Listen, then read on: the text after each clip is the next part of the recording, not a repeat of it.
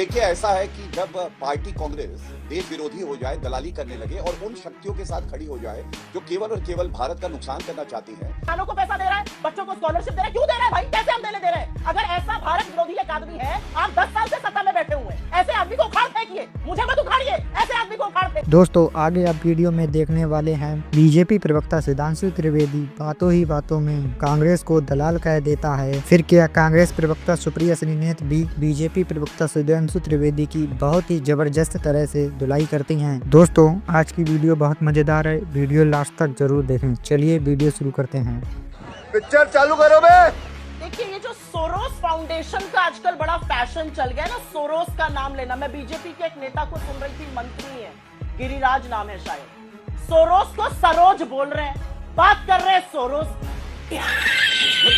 BJP वालों को Soros कौन है, क्या करते हैं पता नहीं है, मूर्खतापूर्ण बातें करने आते हैं। और क्योंकि आपने एक सवाल पूछा, मैं पहले उसका जवाब दूंगी, फिर आपके प्रत्युत्तर का जवाब दूंगी। यूएन जॉर्ज सोरोस के दुनिया भर में 68 प्रोजेक्ट चल रहे हैं। इनकी सारी फंडिंग यूएन ऑर्गेनाइजेशन से होती है, उस डेमोक्रेटिक फंड से होती है जिसमें इंडिया 4th लार्जेस्ट कंट्रीब्यूटर है। जॉर्ज सोरोस हिंदुस्तान में 40,000 छोटे मध्यम उद्योगों को पैसा देते हैं, स्टार्टअप में पैसा लगा रहे हैं, फार्मर्स को पैसा दे रहे हैं, $300 मिलियन लगाए हुए हैं। अरे अगर लीगल नहीं है तो करिए उसको बंद, उसको बंद नहीं करेंगे। जॉर्ज सोरोस की 2 ऑर्गेनाइजेशंस हैं इंडिया में, एक है कैपिटल फ्लोट और एक है नियो ग्रोथ। अब आगे सुन लीजिए, कैपिटल फ्लोट के जो हेड्स हैं उसमें से एक व्यक्ति है गौरव हिंदुजा और दूसरा व्यक्ति है शशांक ऋषिशृंगा। गौरव हिंदुजा की शादी हुई है, जॉर्ज सोरोस के एम्प्लॉइज हैं, उनका फंड चलाते हैं, उनका पैसा चलाते हैं। और जॉर्ज सोरोस के ये फंड इंडिया में 1999 में आए जब अटल बिहारी वाजपेयी जी प्रधानमंत्री बने। है गौरव हिंदुजा उनके एम्प्लॉई हैं, सबसे बड़े एम्प्लॉई हैं हिंदुस्तान में। उनकी शादी में देवेंद्र फडणवीस से लेके एलके आडवाणी जा रहे हैं। क्यों आप गलबैया कर रहे हैं जॉर्ज सोरोस के लोगों से? अगर जॉर्ज सोरोस एंटी इंडिया गतिविधि कर रहे हैं, जो कि बीजेपी कह रही है वो कर रहे हैं, तो ऐसी क्या मजबूरी है? उनके फंड को बंद करिए, उनके फंड को रैप अप करने का आदेश दीजिए, उनकी गतिविधियों को बंद करिए। हमारे स्टार्टअप में पैसा वो लगा रहे हैं, 40,000 स्मॉल फंड को पैसा उनको देने दिया जा रहा है, और एक अडानी को बचाने के लिए जॉर्ज सोरोस का सहारा है। अरे सोरोस का पहले नाम लेना सीखो, सरोज नहीं है, सोरोस है। पहले तो बीजेपी वालों को ये बताइए। मैं नहीं बताऊंगा। मूर्खतापूर्ण बातें करके आप इस काले सच से भाग नहीं पाइएगा। इस देश के को गिरवी रखकर नरेंद्र मोदी अडानी को बचाने का प्रयास कर रहे हैं, और उसका उदाहरण वीकेंड पर अमेरिका के साथ दिख गया। नरेंद्र मोदी के लोगों ने कहा, और मैं अंतिम बात कह के अपनी बात खत्म करती हूं, नरेंद्र मोदी के बददिमाग प्रवक्ताओं ने और सांसदों ने कहा अमेरिका हमारी सरकार को अस्थिर कर रहा है। अमेरिका के साथ इस देश का कोई रिश्ता है? हमारे लोग वहां काम करते हैं, काम धंधा है, हमारी डील्स है अमेरिका के साथ। अमेरिका ने पलट के कहा सत्तारूढ़ दल इस तरह की गलत बात क्यों कर रहा है? और अब मुझे लगता है शो के दौरान बीजेपी की और भी जो प्रचंड झूठ है उनका पर्दाफाश मैं करूं। ठीक है, लेकिन असलियत यह है कि इस काले सच को छुपाने के लिए हर मुंह काला करेगी बीजेपी, मुंह काला करेंगे नरेंद्र मोदी। ठीक है, बस काले मुझे छुपाने के सुप्रिया जी इन तमाम के शब्दों का इस्तेमाल कांग्रेस पार्टी की नेत्री ने किया है। मूर्खता, बददिमाग, बीच में जबान भी लड़खड़ा रही थी। आपने पूछा सोनिया गांधी जी कभी भी FDLAP की अध्यक्ष रही हैं या अभी हैं? तो उन्होंने कहा मैं गूगल कर रही थी, गूगल। तो देखिए, ऐसा है कि जब पार्टी कांग्रेस देश विरोधी हो जाए, दलाली करने लगे और उन शक्तियों के साथ खड़ी हो जाए जो केवल और केवल भारत का नुकसान करना चाहती हैं, तो ऐसे ही प्रवक्ता भी लड़खड़ाने लगते हैं और उनकी दिमाग जो है वो भी जो है इधर उधर हिल जाता है। भाषण कुछ ज्यादा नहीं हो गया ये? मतलब कुछ भी। मुझे ये बताइए, इन्होंने कहा अदानी का मुद्दा, जिसमें मैं दूसरे भाग पे सारे उत्तर देने के लिए तैयार हूँ, और सोरोस का भी कि अगर सोरोस इलीगली पैसा पंप कर रहा है कहीं पे, उसी में एक सवाल जोड़ रही हूँ, अगर इलीगली पैसा पंप कर रहा है जॉर्ज सोरोस, तो रोकना तो आपको है, आप सरकार है। नहीं अंजना जी, जो मेरे पास जानकारी है और बहुत पुख्ता जानकारी रख के डिबेट में आता हूँ, गूगल सर्च में नहीं करता। यहाँ पे तो प्रवक्ता नेत्री ने कहा उन्हें सोनिया गांधी के बारे में कुछ नहीं पता, वो गूगल सर्च करके आई हैं, तो उनका जो अपनी समझ है वो एक आम नागरिक की तरह है, गूगल सर्च कोई भी कर सकता है। प्रवक्ता से तो ये उम्मीद रखी जाती है कि वो सही बयान देगा, सही तथ्यों पे देगा और जानकारी रखेगा। आपने कहा कार्रवाई हम पे करनी चाहिए, आप बताइए पॉपुलर फ्रंट ऑफ इंडिया, अगर विदेशी फंडिंग आ रही थी हमने बैन किया ना।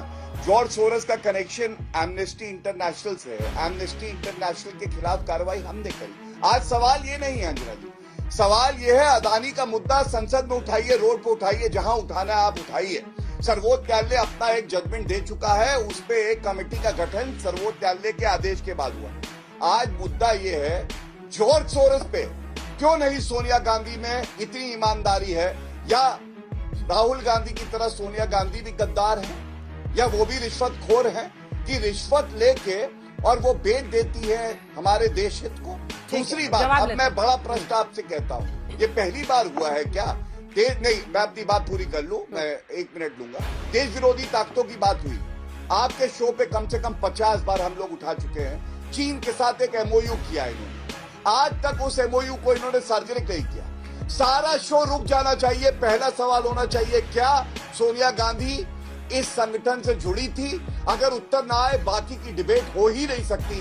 दूसरा, चीन से जो एमओयू किया वो सार्वजनिक क्यों नहीं किया? तीसरा, राजीव गांधी फाउंडेशन की बात आई, चीन की पार्टी ने 2 करोड़ रिश्वत दी कांग्रेस पार्टी को जब ये सत्ता में थे, वो रिश्वत ली है या नहीं ली है? और मैं नागरिक होने के नाते ये मेरा अधिकार है अंजना जी कि मैं पूछ सकूं अपनी सांसद नेत्री से, क्या तुम देश के खिलाफ हो?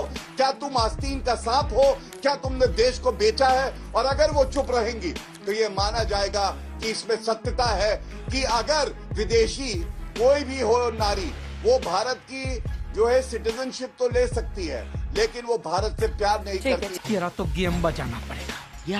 4 साल के बच्चे से पूछ लीजिएगा, तर्क तो और वितर्क का डिबेट कौन करता है, कौन प्रिपेयर करके आता है, वो मेरा नाम लेगा, बीजेपी का नाम नहीं लेगा। बीच में ना बोले, मैं बीच में नहीं बोली। इस तरह की बातें बंद कर दीजिए। बीच में प्रवक्ता को प्रवक्ता ने बोला, मेरे नेता को गद्दार कहा, उनको नहीं टोका, ना मैंने टोका ना आपने टोका, तो मैं बिल्कुल बोलूंगी। मैं क्यों नहीं बोलूंगी? मैंने बोलना शुरू किया, बीच में बोलने लगते। अरे तर्क है तो तर्क लेके आओ ना डिबेट में। 4 साल का बच्चा भी बताएगा, हिंदुस्तान के डिबेट में अगर कोई वेल प्रिपेयर होकर जाता है वो मैं हूँ। आप लोग की तरह गाली गलौज करके व्हाट्सएप के खर्रे पढ़ के नहीं जाता। सबसे पहले मैं फिर से वही बात कहूंगी, जॉर्ज सोरोस अगर इस देश में एंटी एस्टैब्लिशमेंट काम कर रहा है, अगर जॉर्ज सोरोस इस देश में तख्ता पलट करने की कोशिश कर रहा है, एंटी एस्टैब्लिशमेंट काम कर रहा है, तो उसके 2 फंड्स, नियो ग्रोथ और कैपिटल फ्लोट क्यों चल रहे हैं? और वो हमारे स्टार्टअप में पैसा क्यों लगा रहा है? वो हमारे स्मॉल बिजनेसेस को $300 मिलियन क्यों दे रहा है? और 1-2 बिजनेसेस को नहीं, 40,000 बिजनेसेस को। वो किसानों को पैसा दे रहा है, बच्चों को स्कॉलरशिप दे रहा है। क्यों दे रहा है भाई? कैसे हम दे रहे हैं? अगर ऐसा भारत विरोधी एक आदमी है, आप 10 साल से सत्ता में बैठे हुए हैं, ऐसे आदमी को उखाड़ फेंकिए। मुझे मत उखाड़िए, ऐसे आदमी को उखाड़ फेंकिए। वो हिम्मत है नहीं, और इसलिए नहीं है क्योंकि इनके पास तथ्य नहीं है। टीवी डिबेट में आकर और प्रेस कॉन्फ्रेंस में जहां पर एक सवाल न पूछे मीडिया, वहां पर लच्छेदार बातों की जलेबी बना देना एक चीज है। अगर है आपके पास डेटा, अगर आपके पास तथ्य और साक्ष्य है कि वो भारत विरोधी काम कर रहा है, ऐसे व्यक्ति को देश में हम कैसे ऑपरेट करने दे रहे हैं? मैं सवाल ये पूछती हूँ। झुंझुना बजाने के लिए बैठे हैं सत्ता में। अब आते हैं ओआरसीसी पे। आपने ओआरसीसी पर सवाल पूछा, मैंने भी इन लोगों को कई बार सुना इस पर बात करते हुए, संसद में भी बोल रहे थे। ओआरसीसी से इनको दिक्कत क्यों है?